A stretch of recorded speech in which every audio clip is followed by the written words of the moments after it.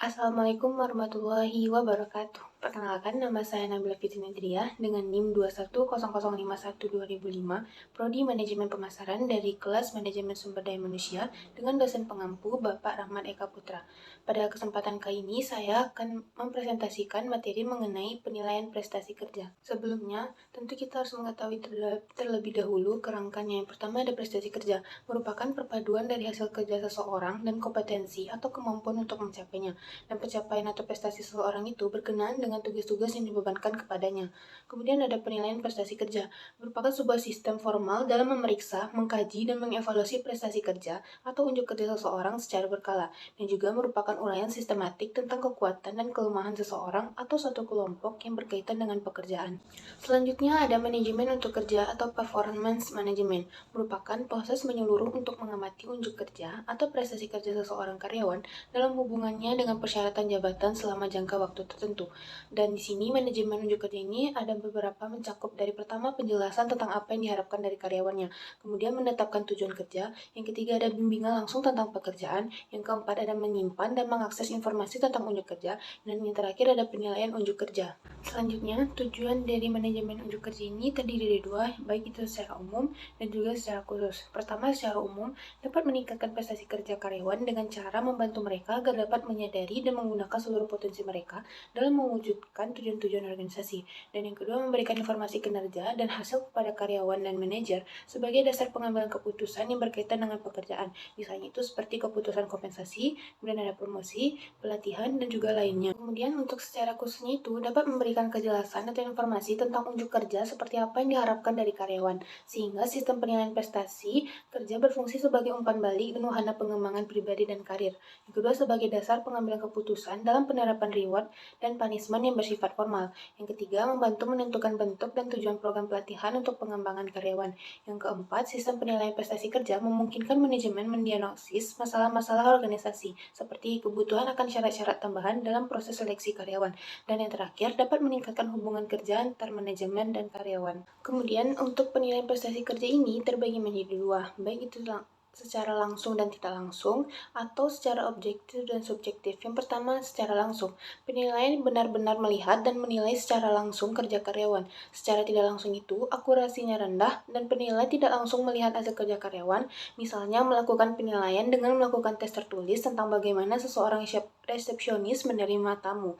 Kemudian ada objektif, penilaian prestasi kerja yang dapat diverifikasi atau dibuktikan oleh orang lain dan biasanya bersifat kuantitatif. Misalnya menilai berapa kali kesalahan yang dilakukan oleh karyawan keuangan dalam mengakulasikan biaya. Kemudian ada subjektif, penilaian yang tergantung pada subjektivitas penilai yang mungkin bisa berbeda dengan penilaian yang lain. Contohnya, seperti penilaian seorang supervisor terhadap perilaku karyawan pemasaran dalam melayani konsumennya. Untuk melakukan penilaian tentu ada pihak-pihaknya. Yang pertama ada atasan langsung, kemudian ada bawahan, kemudian ada rekan kerja, kemudian ada penilaian kelompok, ada penilaian diri sendiri, ada penilaian pelanggan, dan juga kombinasi. Untuk sebab itu, penilai haruslah diberikan training untuk dapat menilai dengan baik. Untuk melakukan penilaian unjuk kerja yang efektif, ada beberapa syarat-syaratnya. Yang pertama, kriteria penilaian harus terkait dengan pekerjaan. Yang kedua, ekspektasi unjuk kerja harus dijelaskan kepada karyawan di awal kerja. Yang ketiga, harus ada standarisasi para pekerja pada kategori pekerjaan yang sama harus dinilai supervisor yang sama dengan instrumen yang sama. Kemudian yang keempat, penilai harus cakap dan mengetahui dengan baik karyawan yang dinilai. Yang kelima, komunikasi terbuka antara penilai dan karyawan. Keenam, karyawan semestinya diberikan akses terhadap hasil penilaian prestasi kerja. Dan yang terakhir, semestinya adanya proses atau prosedur formal untuk pengajuan keberatan terhadap hasil penilaian prestasi kerja. Indikator-indikator dalam penilaian prestasi kerja ini terbagi menjadi tiga. Yang pertama ada kriteria berdasarkan sifat, kemudian ada berdasarkan perilaku, dan juga berdasarkan hasil. Yang pertama berdasarkan sifat. Kriteria sifat ini terfokus pada karakteristik pribadi seseorang karyawan. Kriteria ini berfokus pada bagaimana seseorang bukan apa yang dicapai atau tidak dicapai seseorang dalam pekerjaannya.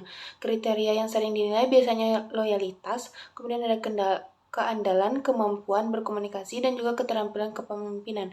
Yang kedua, kriteria berdasarkan perilaku. Berdasarkan perilaku lebih berfokus pada bagaimana pekerjaan seorang karyawan dapat dilaksanakan. Kriteria ini lebih banyak digunakan pada perusahaan jasa yang menuntut daftar perilaku tertentu pada karyawannya, sehingga menciptakan suatu budaya yang dihargai dan dihormati oleh karyawannya. Yang terakhir ada kriteria berdasarkan hasil. Kriteria hasil ini merupakan kriteria yang makin populer dikarenakan persaingan internasional yang menuntut perusahaan memfokuskan diri pada produktivitasnya. Kriteria ini berpusat pada apa yang telah dicapai atau yang dihasilkan, bukan pada bagaimana suatu pekerjaan dilaksanakan. Kemudian ada indikator prestasi kerja menurut Sutisno 2016, yaitu pertama ada kualitas kerja atau quality, kemudian ada kuantitas kerja atau quantity, kemudian ada jangka waktu timelines, dan efektivitas biaya atau cost effectiveness. Selanjutnya metode-metode penilaian prestasi kerja terbagi menjadi dua, yaitu penilaian berorientasi masa lalu, kemudian penilaian berorientasi pada masa depan.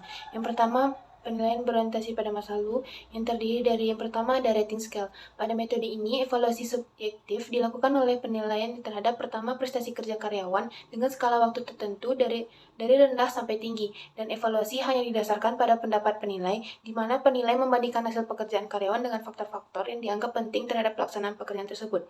Dan biasanya, formulir penilaian ini diisi oleh atasan langsung dengan menandai tanggapan yang paling sesuai untuk setiap dimensi pelaksanaan kerja. Yang kedua ada checklist. Metode penilaian checklist ini biasanya penilai adalah alasan langsung, dan pada metode ini menggunakan kalimat-kalimat atau kata-kata yang menggambarkan prestasi kerja dan karakter karyawan, sehingga penilai tinggal memilihnya. Dan pada checklist ini terdapat item-item yang masing-masing diberi bobot, dan pemberian bobot ini memungkinkan penilai dapat dikuantifikasikan sehingga skor total dapat ditentukan. Metode checklist ini dapat memberikan suatu gambaran prestasi kerja secara akurat, walaupun metode ini praktis dan terstandarisasi, tetapi di dalam penggunaan kalimat yang umum, sehingga hal ini dapat mengurangi keterkaitannya dengan pekerjaan. Yang ketiga ada metode peristiwa kritis. Metode ini merupakan metode penilaian yang berdasarkan pada catatan-catatan penilaian yang memperhatikan perilaku karyawan yang sangat baik atau sangat jelek di dalam hal pada saat pelaksanaan kerja. Yang kedua, berbagai peristiwa tersebut dicatat selama peristiwa evaluasi terhadap setiap karyawan. Kemudian, peristiwa ini dibagi menjadi beberapa kategori. Contohnya, pengendalian bahaya keamanan, pengawasan sisa bahan, atau pengembangan karyawan. Yang ketiga, metode ini sangat berguna untuk bahan masukan kepada karyawan, sehingga dapat mengurangi kesalahan-kesalahan yang pernah dilakukannya. Yang terakhir, kelemahannya itu bahwa para atasan sering tidak berminat mencatat peristiwa-peristiwa atau cenderung mengada-ngada dan bersifat subjektif. Yang keempat, metode peninjauan lapangan. Pada metode ini, di mana tenaga ahli yang diwakilkan dari personalia turun ke lapangan secara langsung dan membantu para atasan dalam penilaian mereka. Kemudian, tenaga ahli dari personalia mendapat informasi khusus dari atasan langsung tentang prestasi kerja karyawan. Kemudian, tenaga ahli ini mempersiapkan evaluasi atas dasar informasi tersebut. Evaluasi kepada si atasan langsung untuk review, perubahan, persetujuan, dan pembahasan dengan karyawan yang dinilai. Kemudian, tenaga ahli personalia dapat mencatat penilaian pada tipe formulir penilaian apapun yang digunakan oleh perusahaan. Kelima, ada tes observasi prestasi kerja. Metode ini didasarkan pada tes pengetahuan dan keterampilan. Tes yang dilakukan dapat berupa tes tertulis atau peragaan keterampilan. Yang keenam, ada metode evaluasi kelompok. Pada metode penilaian ini biasanya dilakukan oleh atasan langsung, dan kegunaan daripada penilaian kelompok ini untuk pengambilan keputusan kenaikan upah, promosi, dan berbagai bentuk penghargaan organisasi karena dapat menghasilkan ranking karyawan dari yang terbaik sampai yang terjelek, dengan membandingkan karyawan yang satu dengan yang lainnya. Selanjutnya ada metode penilaian berorientasi pada masa depan yang terdiri dari 4. Yang pertama ada penilaian diri. Metode penilaian ini digunakan untuk pengembangan diri. Apabila karyawan menilai dirinya sendiri, maka perilaku defensif cenderung tidak akan terjadi, sehingga upaya untuk perbaikan cenderung untuk dapat dilakukan. Yang kedua ada penilaian psikologis. Penilaian psikologis ini terdiri dari wawancara, tes psikologi, diskusi dengan atasan langsung, dan penilaian-penilaian langsung lainnya. Penilaian mengenai psikologi ini biasanya dilakukan oleh pada psikolog, dan penilaian mengenai intelektual, emosi, motivasi karyawan, dan lainnya, dan dapat diharapkan untuk menentukan prestasi kerja di masa yang akan datang. Penilaian ini terutama sekali digunakan untuk penempatan dan pengembangan karyawan. Hasil akhir dari penilaian ini sepenuhnya tergantung pada keterampilan para psikolog. 3. Ada teknik pusat penilaian. Metode ini dilakukan jika perusahaan memiliki tim penilai khusus untuk mengidentifikasi kemampuan manajemen di masa datang. Penilaian ini biasanya meliputi wawancara yang mendalam, kemudian ada tes psikologi, diskusi kelompok simulasi, dan sebagainya untuk mengevaluasi potensi karyawan di waktu yang akan datang. Yang keempat itu pendekatan manajemen by objective atau MBO. Inti dari metode pendekatan MBO ini adalah bahwa setiap karyawan dan penilai secara bersama-sama untuk menetapkan tujuan tujuan-tujuan atau sasaran pelaksanaan kerja di waktu yang akan datang. Kemudian, dengan menggunakan sasaran tersebut, penilaian prestasi kerja dilakukan secara bersama pula. Kemudian, masalah-masalah apa aja sih yang dihadapi dalam penilaian prestasi kerja? Yang pertama ada penilaian yang terlalu keras atau terlalu ketat. Kemudian ada kesalahan halo efek atau pancaran cahaya, yaitu penilaian di mana dimensi satu yang dianggap penting mempengaruhi penilaian pada dimensi lain. Yang ketiga ada kesalahan kecenderungan sentral, yaitu kecenderungan menilai semua karyawan dengan nilai rata-rata, sehingga menyulitkan manajer untuk melihat prestasi kerja karyawan secara akurat. Yang terakhir ada terpaku pada prestasi terbaru atau recency event error, sehingga melupakan prestasi yang penting di masa lalu. Sekian dari hasil presentasi saya. Apabila ada kesalahan mohon dimaafkan. Wassalamualaikum warahmatullahi wabarakatuh.